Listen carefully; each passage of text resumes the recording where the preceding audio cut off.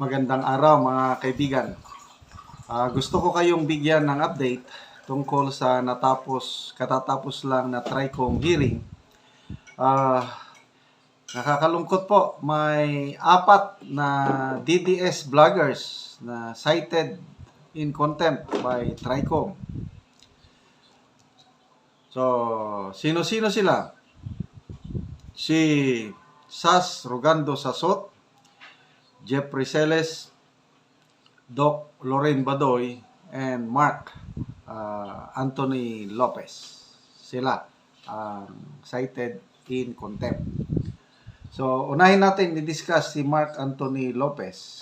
Nag-post na si Mark Anthony. Lumalabas itong si Anthony hindi nakapunta. Nag-excuse letter. Kaya lang, kahit wala siya doon, sinight in contempt pa rin. So, sabi ni Mark Anthony Lopez, TRICOM has cited me for contempt and ordered to be detained for 10 days sa batasan. So, medyo mahaba-haba rin itong 10 days. Kawawa naman si Mark Anthony Lopez. So, binasa ko itong comments. Ang lumalabas na nag-cite in contempt sa kanya si Congressman Paduano. At yung mga comments na nabasa ko, kasi hindi ko napanood yung buong TRICOM hearing dahil nag-vlog ako eh. Sinisingit ko ang paggawa ng vlog videos. So, lumalabas na may naka-schedule na interview ng Australian media kay Mark Anthony Lopez next month ata. So, sabi ng mga comments, para hindi na matuloy yung interview ng Australian journalist.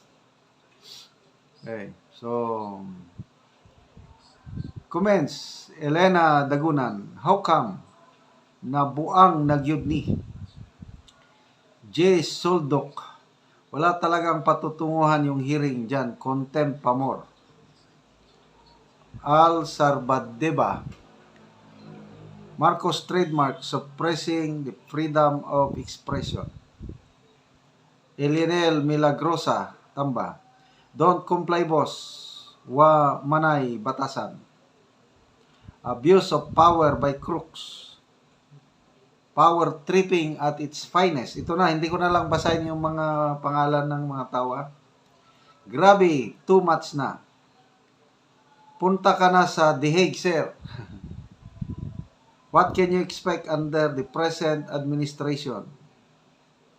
Hambog kayo ning mga buwang TRICOM. Sagda na sir, dili na kadaog. Barbers, diriya sa Surigao Norte. Oh my God, pati ba naman mga vloggers pinag-iinteresan?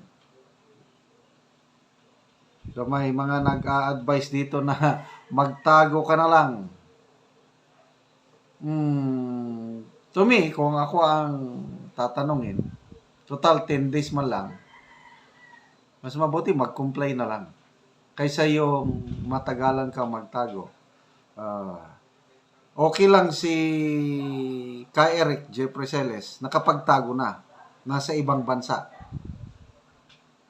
So, malayo. So, kung magtago ka dito man lang sa Pilipinas, medyo mahirap. So, kung 10 days lang, sige na lang. Part of experience. And then, may nagsabi dito, 15 days po. So, ano ba talaga? 10 days o 15 days?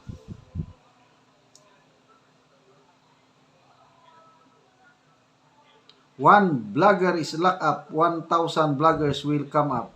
Remember, no one can keep people quiet. No one. Lalong mag-iingay ang taong bayan nito. Okay, punta tayo sa ito, may post si Sas Rogando Sasot 50 minutes ago. 30 minutes ago. It's an honor, sabi niya, to be cited in contempt by a corrupt institution. Okay din itong si Palaban.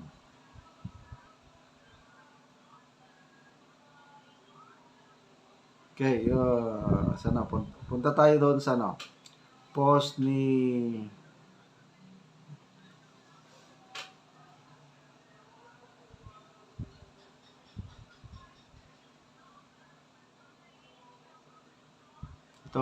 Ibi Hugalbot. Sabi ni Ibi Hugalbot, mabuti nga itong si Ibi Hugalbot at saka Jonah Bines hindi rin nag-attend. Nagpadala lang ng excuse letter. Mabuti at hindi sila kinontempt. Okay, just in.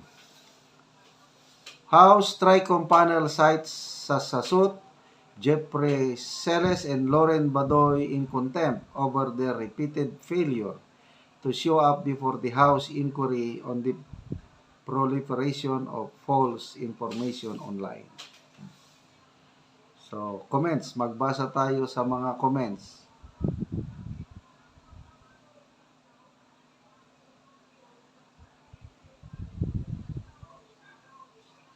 Okay. Glorwell Montida. Buti pa ang House of Representatives makakontempt kaagad pero ang Senate iwan. Oo nga no. Hindi nga mahilig ang Senado. Kung mayroon man, mangilan-ilan lang eh. Ang Kamara, ang napakabilis magpa-cite in contempt. Hornbill, sabi niya, Paduano should focus on the fairness because that's what farmers pala. That's what his party list stands for. Daming mahirap na farmers. Dalier Samere, hay nako, ang ibang bansa, ang gobyerno at mambabatas busy kung papaano iangat ang ekonomiya at livelihood at food supply ng bansa. Kaya walang nagagalit, nagpupuntang korupsyon at maling gawain. Sa Pilipinas, puro Duterte ang inaatupag ng Malacanang Senado at HOR. Pati mga pulis, NEC, EP, focus na Duterte, hindi na kaaway na terorista.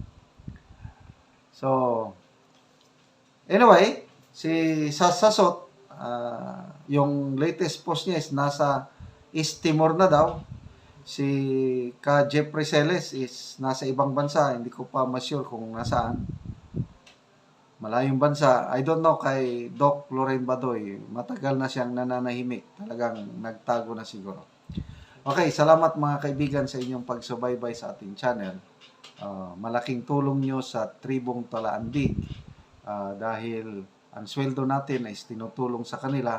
Namimigay tayo ng yero at pako para ma-repair ang mga sira-sirang bahay ng tribo. Panoorin nyo ang video na ito. Mauna ni ang yero nga itabang sa mga tao nga daot na ilang balay dinhi sa Sitio Garden ug abot na gid ang ilang yero ug ugma mag-atop na gid sila. Kay kaulano naman gud dinhi dapit sa amoa.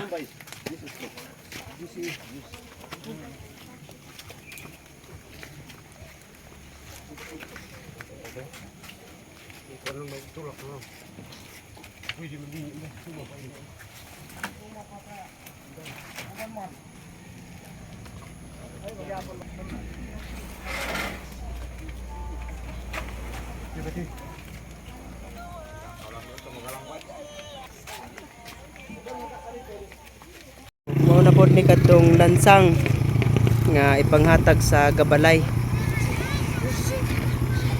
O amo ni karong timbang-timbangon ihatag sa mga tao nga magbalay. So walo ni tanan ka karton.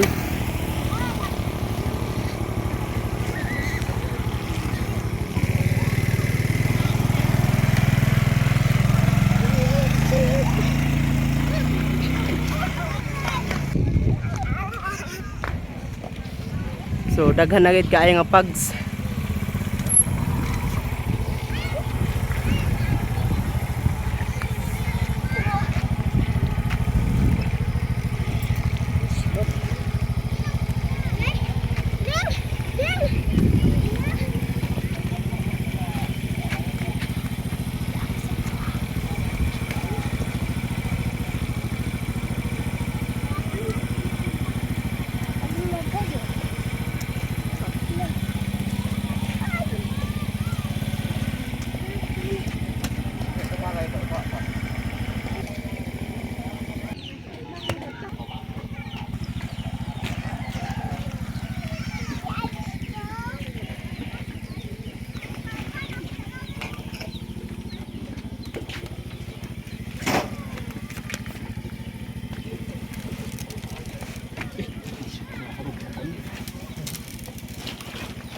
kalok-kalok din baik nga ulo.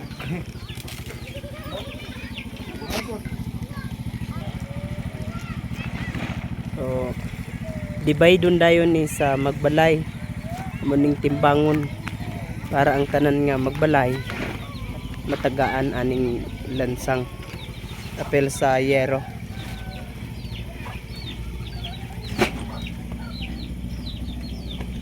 Pero hindi dia.